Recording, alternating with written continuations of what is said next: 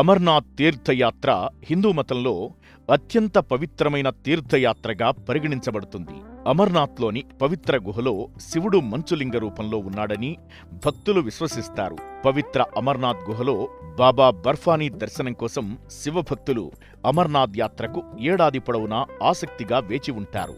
మంచు నుండి శివలింగం ఏర్పడినందున దీనిని బాబా బర్ఫానీ అని కూడా పిలుస్తారు. అమర్నాథ్ యాత్ర చేయడం చాలా కష్టంతో కూడుకున్నది.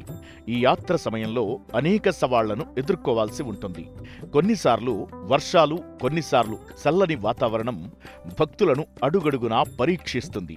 అయితే ఎన్ని రకాల ఇబ్బందులు ఉన్నా ప్రకృతి భక్తులను పరీక్షించిన భక్తులు బాబా బర్ఫానీ దర్శనం కోసం పూర్తి ఉత్సాహంతో ఎదురుచూస్తారు. శ్రావణమాసంలో అమర్నాథ్ యాత్ర ప్రాముఖ్యత మరింత పెరుగుతుంది. అమర్నాథ్ గుహ సముద్ర మట్టానికి 3888 మీటర్ల ఎత్తులో ఉంది. పవిత్ర అమర్నాథ్ గుహ జమ్మూ కశ్మీర్లోని గందర్బల్ జిల్లాలో అమర్నాథ్ పర్వతంపై ఉంది.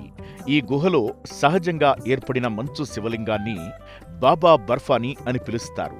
అమర్నాథ్ యాత్ర ఆషాఢమాసం పౌర్ణమి నుంచి ప్రారంభమవుతుంది. శ్రావణ పూర్ణిమ వరకు కొనసాగుతుంది. చంద్రుని కాంతిని బట్టి శివలింగ పరిమాణం పెరుగుతూ తగ్గుతూ ఉంటుంది.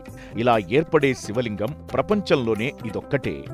ఈ కాలంలో లక్షలాది మంది శివభక్తులు బాబా ఆస్థానానికి దర్శనం కోసం వస్తారు. అమర్నాథ్ గుహ శివుని ప్రధాన పుణ్యక్షేత్రాల్లో ఒకటిగా పరిగణించబడుతుంది. అమర్నాథ్ గుహలో ప్రతి సంవత్సరం సహజంగా ఏర్పడే శివలింగం అరుదైనదిగా పరిగణించబడుతుంది. గుహ పైకప్పు పగుళ్ల నుంచి కారుతున్న నీటి బిందువులు మంచు శివలింగం రూపాన్ని సంతరించుకుంటాయి. విపరీతమైన చలి కారణంగా నీరు ఘనీభవించి మంచు శివలింగం ఆకారాన్ని సంతరించుకుంటుంది. అయితే అమర్నాథ్ పవిత్ర గుహలో మంచు శివలింగం ఎప్పుడు కనిపించిందనే దానికి వ్రాతపూర్వక ఆధారాలు లేవు. అయితే ఈ గుహ సుమారు 150 సంవత్సరాల క్రితం తిరిగి కనుగొనబడిందని నమ్ముతారు. భక్తులు అమర్నాథ్ యాత్రకు ఎందుకు వెళతారంటే, హిందూ పురాణాల ప్రకారం పరమశివుడు పార్వతీదేవికి అమరత్వ రహస్యం గురించి చెప్పిన పవిత్ర గుహ ఇది. ఈ పవిత్ర గుహలో నిర్మించిన మంచు శివలింగాన్ని అంటే బాబా బర్ఫానీని దర్శించిన భక్తుడు అతని పాపాలన్నీ నశించి మరణానంతరం మోక్షాన్ని పొందుతాడని పురాణ గ్రంథాల ప్రకారం నమ్మకం. ఈ పుణ్యక్షేత్రాన్ని దర్శించడం వల్ల 22 పుణ్యక్షేత్రాలను దర్శించినంత పుణ్యం లభిస్తుందని కూడా చెబుతారు. హిందూ పురాణాల ప్రకారం అమర్నాథ్ గుహలో బాబా బర్ఫానీని దర్శించడం వల్ల కాశీలో శివలింగాన్ని దర్శించడం కంటే 10 రెట్లు, ప్రయాగ కంటే 100 రెట్లు ఎక్కువ, నైమిషారణ్య తీర్థం కంటే 100 రెట్లు ఎక్కువ పుణ్యం లభిస్తుంది. అమర్నాథ్ యాత్రను చేసిన వ్యక్తి శివయ్య ఆశీర్వాదంతో సుఖ సంతోషాలతో జీవిస్తాడు.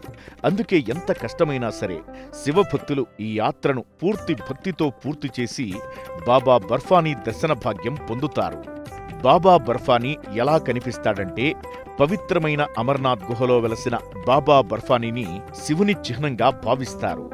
అమర్నాథ్ గుహలో చిన్న శివలింగం ఆకారంలో మంచు కనిపిస్తుంది. ఇది వరుసగా 15 రోజులు ప్రతిరోజు నెమ్మదిగా పెరుగుతుంది.